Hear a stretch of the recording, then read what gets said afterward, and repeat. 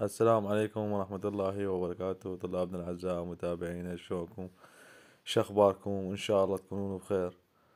طبعا هذا فيديو قصير تصوير طريق نجف كربلاء، إن شاء الله ينال إعجابكم وإن شاء الله تستمتعون بهذا الفيديو. طبعا ذن التحويلات الجديدة والطريق الجديد اللي قاعد يسووه بين النجف وكربلاء صورت لكم، ان شاء الله ينال اعجابكم. تابعوا الفيديو للاخير، ان شاء الله نسولف بيه على بعض الامور حول الطريق وبعض الامور البسيطة.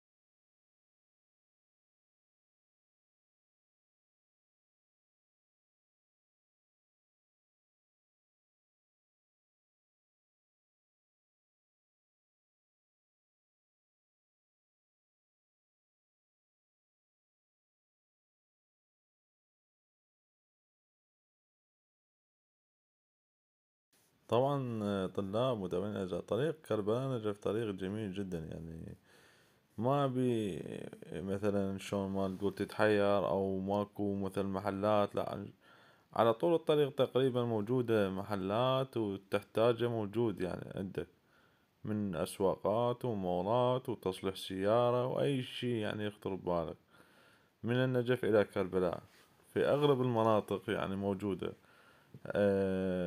شي يصير الله لا يقولها وياك، مثل من عطر قدر بالسيارة الله لا يقولها تأتاشي، فموجود على تقريبا على طول الطريق، فهو يعتبر من الطرق الجميلة. يعني انت من تقطع مسافة، تحتاج مثلا الأسواق، تحتاج مثلا ساعة الساعة مثلا يصير عندك فد عطل بالسيارة، اه، تريد مثلا عطل بنشر بالسيارة بالتاير شنو، فتحتاج هذن المهن او الصنعات حتى تقدر تكمل طريقك وما تتحير.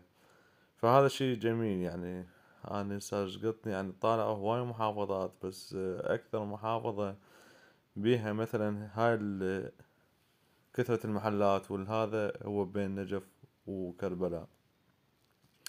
لهنا يخلص الفيديو مالتنا طلابنا الأعزاء ومتابعينا. إن شاء الله تكون استمتعتوا بهذا الفيديو. طبعا لا تشوفون أنا السيارات قاعدة تطلعني لا تبالكم إنه أنا أمشي بطيء، لا، بهاي الحدود تقريبا أمشي 100 كيلومتر بالساعة أو 90 كيلومتر بالساعة. بس تعرفون احنا المجتمع العراقي يمشي سرعة بالسيارة، فأنا مو من هذا النوع. من هنا نهاية الفيديو، وصلنا نهاية الفيديو اخواننا متابعينا الاعزاء. لا تنسون الاشتراك بالقناة ودعم القناة باللايك وتفعيل زر الجرس. ان شاء الله النشر سيكون يومي او متقطع، يعني ان شاء الله يكون دائم النشر الساعة 8 او 9 مساء. في مع الله.